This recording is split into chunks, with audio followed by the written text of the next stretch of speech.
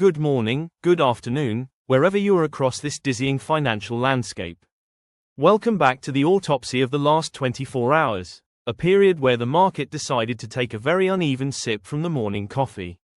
If you look at the scoreboard right now, it's a study in internal contradictions. The S&P 500, our benchmark SPY, closed down a slight 0.32% to 689.58. The small caps, represented by the IWM, feeling the pressure even more, sitting at 255.48, down 0.23%. This suggests a slight risk-off twitch in the broad market. But wait. Look closer at the Tech Titan Index, the QQQ. It's actually up, holding steady at 624.02, nudging a meager 0.10% higher. This isn't the picture of systemic panic. It's the picture of bifurcation. Money is clearly sorting itself, deciding which parts of the narrative still hold water. It's a day of selective enthusiasm, not broad-based buying. The market isn't falling apart, it's re-evaluating the price of admission. When the tape looks messy, you have to tune into the megaphones, the VIPs, because their actions and words shape the currents beneath the surface. We've got a fascinating tug-of-war happening in the AI and tech sphere. On one side, we see Jensen Huang, the maestro of Nvidia, telling CNBC he's perfectly fine with shelling out an estimated $8 billion for a proposed billionaire tax. That's the confidence of a man whose stock is currently up 1.00% today, even as the broader market wobbles. Huang is signaling that the fundamentals of the chip revolution are so strong, a massive tax bill is just a rounding error in the grand scheme. Contrast that confidence with the ambient noise surrounding the AI titans. Sam Altman is battling Elon Musk in court, a very public fight over the soul of OpenAI. This isn't just boardroom drama, it's about who controls the dominant technological platform of the next decade. When the founders of the future are suing each other, it injects a low-grade anxiety into the risk assets, even if the stock prices don't immediately reflect it. Meanwhile, the old guard is weighing in. Warren Buffett is still extolling the virtue of assets that aren't taxed, a classic signal to stick to long-term, compounding value. And the big short investor, Michael Burry, well, he's making multi-million-dollar bets on gold. That's not a prediction of smooth sailing, that's insurance being bought against turbulence. It tells us that while the growth narrative, represented by Nvidia and MSFT, which is up 1.04%, is still alive, the smart money is hedging with tangible assets and listening to the timeless advice of the Oracle of Omaha. If the stock market is whispering its concerns, the bond market is starting to clear its throat. Look at the 10-year Treasury yield, the carat TNX. It's down nearly a full percent, settling at 4.14%. When the yield on the world's safest asset drops, what does that mean? It means investors are aggressively buying treasuries. They are moving capital out of risk and into guaranteed returns. Why? Because they anticipate weaker future economic conditions, or perhaps, that the Fed will need to cut rates sooner than currently priced. This drop in the long end of the curve is a direct counterpoint to the strength we're seeing in specific growth stocks. It screams, I don't trust the immediate future growth story, and I want safety now. This anxiety is visible in the VIX, the fear gauge. It's up 2.21% to 15.72. The VIX isn't spiking, but it's definitely rising off its floor. So, we have a weird alignment, stocks showing mild weakness, money flooding into safe government debt, and the fear index ticking up. The dots are connecting towards caution, not panic. The bond market's move directly pressures the central banks, who are constantly calibrating the needle between inflation control and recession avoidance. We have fresh data points flooding in. The US GDP growth for the second quarter came in robustly at 3.8%, far exceeding expectations. That's the gasoline on the fire for the inflation hawks. A strong economy means the labor market remains tight, which brings us to the looming US unemployment jobs report, the great question mark of the week. Will that report show enough cooling to give the Fed the green light to pause rate hikes, or will it show continued strength that forces Jerome Powell's successor, whose naming is reportedly on the horizon, to stay the course? We see the same dynamic globally. The ECB's Christine Lagarde is getting mixed signals. While an ECB representative suggests price stability might be in place, the global inflation data, even seeing projections for UK CPI, keeps the pressure on. The Fed funds rate is the benchmark of all risk pricing. If the market believes the Fed has to keep rates high because the economy is too strong, GDP 3.8%, yields stay elevated, equity valuations suffer. But if the bond market is correctly signaling an impending slowdown, TNX dropping, then the Fed will soon pivot, which would be a massive tailwind for stocks later. Right now, we are trapped in this pivot expectation limbo. The commodity complex is telling a very specific geopolitical story today, entirely divorced from the tech sector's internal squabbles. Oil, crude futures, CL equals F, is up 1.14% to $56.63.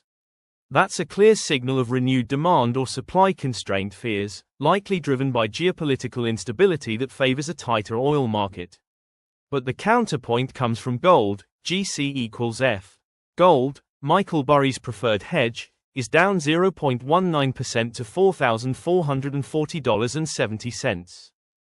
Normally, when bonds rally, TNX down, and fear rises, VIX up, gold acts as the third horse in the wagon, moving higher. It's not today. This suggests that the current buying pressure in the fixed income space is driven less by existential fear and more by the expectation of a central bank policy change, rather than a sudden breakdown in global risk. And look at the currency markets. The dollar index, DXY, NYB, is up slightly, holding at 98.73.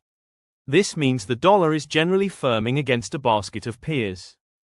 The EUR-USD pair is trading lower at 1.17. A stronger dollar tends to be a headwind for US multinationals and commodity prices, though today, oil is fighting through that resistance. Let's zoom into the individual stock movements to see where the money is actually going today. It's a tale of two titans, Microsoft and Nvidia. MSFT is the strongest major tech stock on the board today, up 1.04%. Nvidia, the AI bellwether, is up 1.00%. They are the engines keeping the QQQ afloat. These two companies represent the established, proven winners in the AI race. But look at the laggards. Apple, AAPL, is down 0.77%. Tesla, TSLA, despite Elon Musk dealing with the fallout of the Grok imagery controversy, is down 0.36%. Amazon, AMZN, is barely positive at 0.26%. This tells us the market is differentiating sharply within big tech.